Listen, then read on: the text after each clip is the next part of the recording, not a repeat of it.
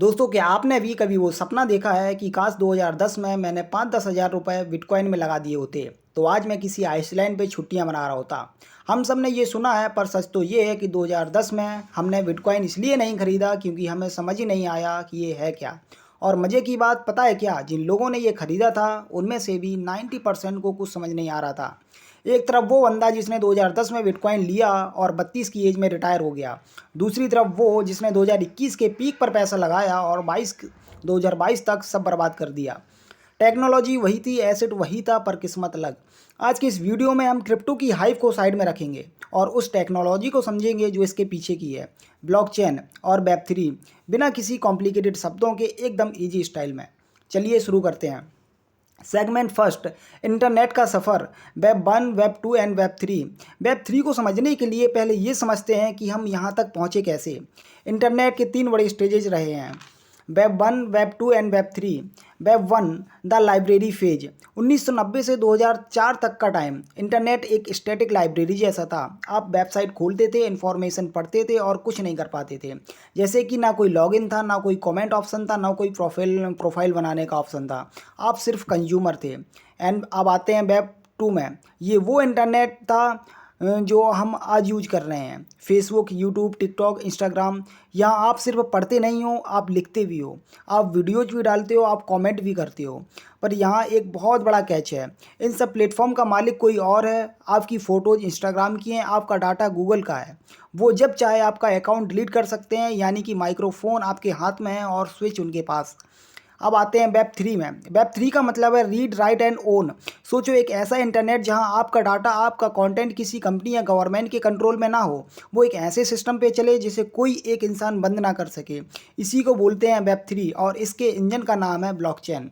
Segment 2, blockchain क्या है। आप सोच रहे होंगे कि ये ब्लॉकचेन क्या है। ब्लॉकचेन एक डिजिटल रजिस्टर है। नॉर्मल लाइफ में आपका पैसा कितना है, इसका रजिस्टर बैंक के पास होता है। बैंक चाहे तो अकाउंट फ्रीज कर दे या बैंक डूब जाए तो आपका रिकॉर्ड गया।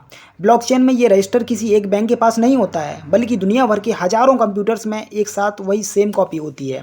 जब भी कोई ट्रांजैक्शन होता है, सारे रजिस्टर एक साथ अपडेट होते हैं। अगर किसी हैकर को रिकॉर्ड बदलना है तो उसे एक कंप्यूटर नहीं, बल्कि दुनिया के 50% से ज़्यादा कंप्यूटर्स को एक साथ हैक करना पड़ेगा, जो लगभग नामुमकिन होता है। इसलिए ब्लॉकचेन पे लिखी गई बात पत्थर की लकीर हो जाती है। Segment 3, bitcoin, pizza and mining. एक स्टोरी सुनाता हूँ। 22 मई 2010 एक प्रोग्रामर था। उसने बोला कि मुझे 2 पिज़्ज़ा चाहिए, बदले में मैं 10,000 बिटकॉइन दूंगा। तब बिटकॉइन की कोई कीमत नहीं थी। किसी ने डील मान ली और उसे 2 पिज़्ज़ा दे दिए।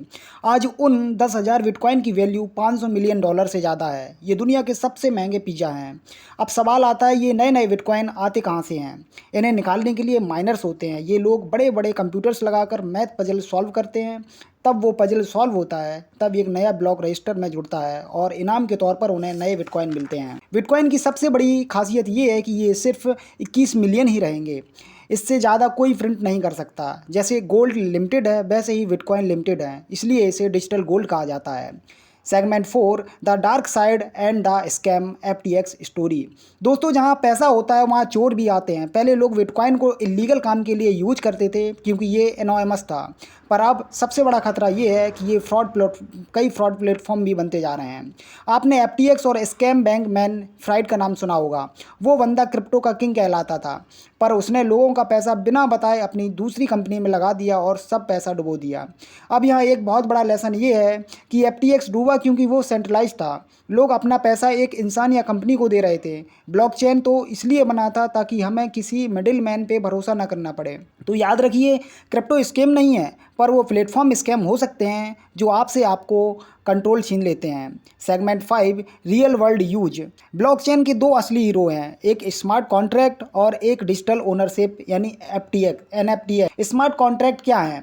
सोचो, आपने इंश्योरेंस लिया, फ्लाइट डिले हुई और आपको कहीं कॉल नहीं करना पड़ा। जैसे ही सिस्टम ने देखा फ्लाइट लेट है, आपके अकाउंट में पैसा अपने आप आ गया। ये है स्मार्ट कॉन्ट्रैक्ट, बिना लॉयर, बिना टेंशन का ऑटोमेटिक एग्रीमेंट। अब आते हैं डिजिटल ओनरशिप NFTX क्या है।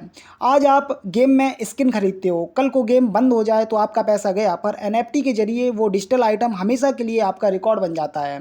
सिर्फ JPEGs नहीं, आने वाले वक्त में आपके घर की रजिस्ट्री, कॉलेज की डिग्री सब ब्लॉकचेन पे होगी ताकि कोई नकली सर्टिफिकेट ना बना सके। तो फाइनली वर्डिक्ट क्या है?